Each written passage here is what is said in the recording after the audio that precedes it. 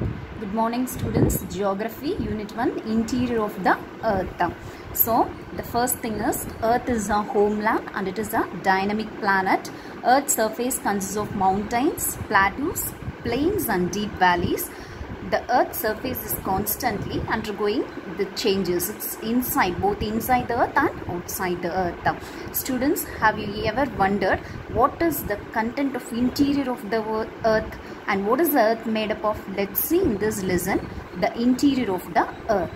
Usually, the structure of the Earth will be compared to that of an apple.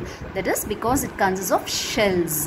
If you see this picture, it will be clear. So, one by one we'll see. The first part of the Earth will be the outer layer, will be the crust, the mantle and the core. First thing we are going to see about the crust. The crust is the outermost layer of the Earth. Its thickness is 5 to 30 km and it consists of both continental masses and oceanic floors. So continental masses means land area, oceanic floors means it is nothing but the oceanic parts, it is the sea parts. So and also the crust is made up of rocks. The rock name is basalt rocks. Usually the Earth will be called as a blue planet because the 71% of the Earth is covered with water. And the crust comprises of two parts. The upper part consists of granite rocks and continents, and it will form the continents, and also some mineral contents are there in the crust part. That is, upper part consists of silica and alumina. It is collectively called as Cl, and its density is 2.7 gram cubic centimeter. The lower part is a continuous zone, that is, it consists of two minerals, it is silica and magnesium, together called as cyma. So its density is 3.0 gram per cubic centimeter. So the Cl and cyma together form the Earth crust. So, and the thing is, the Cl will be lighter than the cyma because if you see means it will be floating. That is, the oceanic part will be floating on the sea and denser of cyma. Here the oceanic parts will be there and continental shelves will be there and both of them will be floating. So the next thing is the mantle. So the mantle is nothing but the next part of the Earth. So if you see in this picture, the next part is the mantle. So the mantle, the next layer beneath the Earth crust is called mantle. That is, after the crust, the mantle. So both the crust and mantle, there will be some separations. That is, the mantle will be separated from the crust by a layer, that is a boundary known as Mohorovicic discontinuity, and the mantle is about 2,900 km thick. It is divided into two parts. It is the upper mantle, lower mantle. Upper mantle will be, that is 3.4 minus 4.4 grams cubic centimeter, extends to 700 km, and the lower mantle have a density of 4.4 minus 5.5 gram cubic centimeter, extends from 700 to 2,900 km, and the final part of this Earth layer is the core, that is the innermost layer of the Earth. The core is the innermost layer of the Earth and it is also known as barysphere.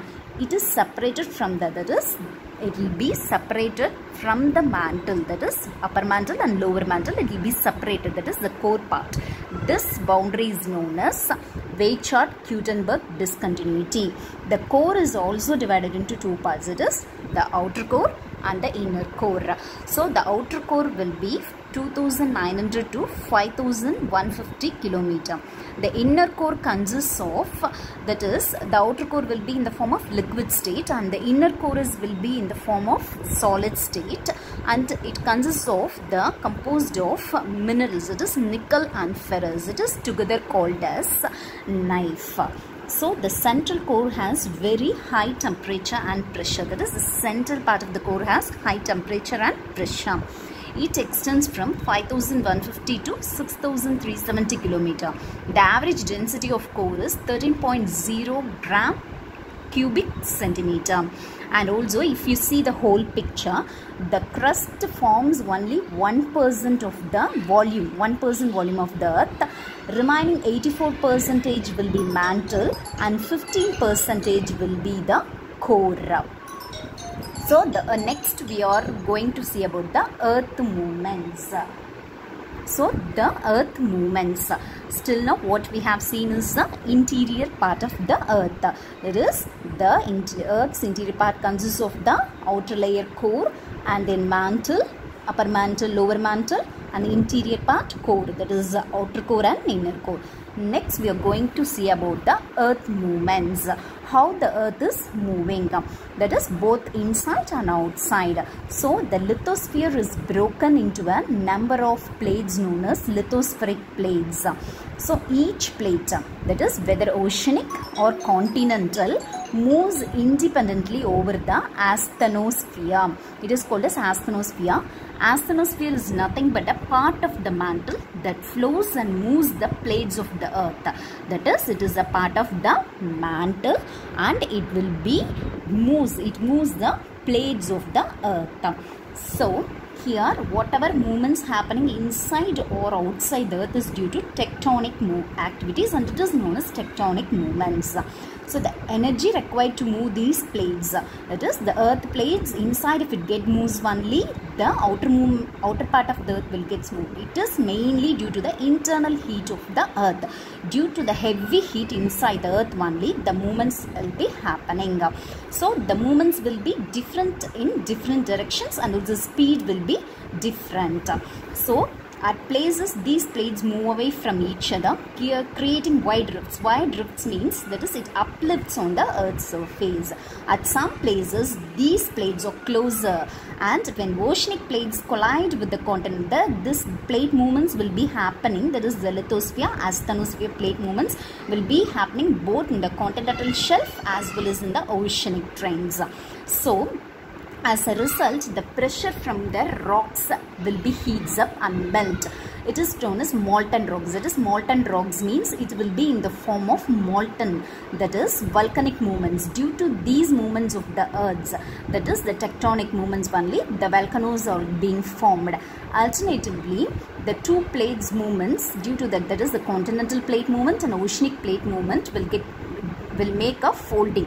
So due to this folding only, the mountains, even the great mountains like Himalayas, have been formed due to the folding of the earth crust. So mountains usually won't be mountains as it is. It will be the mountains are formed due to the folding of the earth crust. So the movement of these plates causes changes on the surface of the earth. The earth movements can be divided into two types, that is endogenic forces and exogenic forces. Endogenic forces are being due to the interior of the earth. Exogenic means surface, it is the outside surface of the earth. Due to the endogenic forces, sometimes produce sudden movements. It is sometimes it will be produce slow movements. The sudden movements, for example, we can say earthquakes and volcanoes, and it will cause destruction over the surface of the earth.